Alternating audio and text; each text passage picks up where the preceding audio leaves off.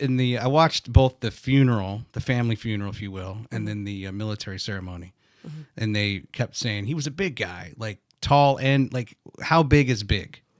So he was like 6 feet, but he looked like a football player. Okay.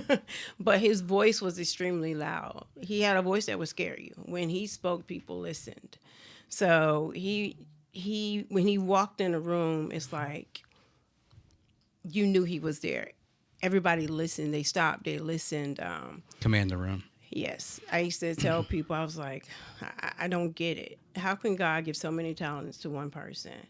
Because he was very smart, very intelligent, could cook anything, knew just about everything, could do just about everything, wrote great. And I asked him one day, I was like, all these talents you have, why don't you retire? You know, it's nothing that you cannot do. People were offering him like, hey, you retire, come see me.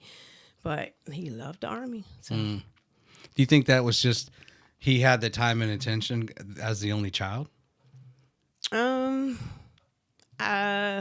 He wasn't splitting time with other siblings on. He didn't have any other siblings.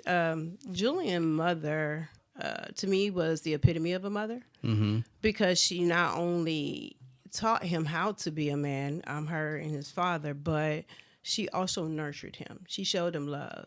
I grew up in a home where it was understood. My parents were traditionalists, so it was understood that you were loved because you were provided for. But in his home, it was, I love you. It was hugs. It was kisses. So his mother has a big heart. His mother's very kind. So I think it just kind of, he learned that through her, and what he received, he also returned. Tell me about your first date. Where did you go? What was the circumstance? Actually, we met our first date was like the gym. Okay. We had that in common. Hey, you want to go to the gym? Yeah, let's go to the gym. You want to go run? Let's go run. We both were very athletic. We both love to just sit at home and watch movies. Before it's called Netflix and chill.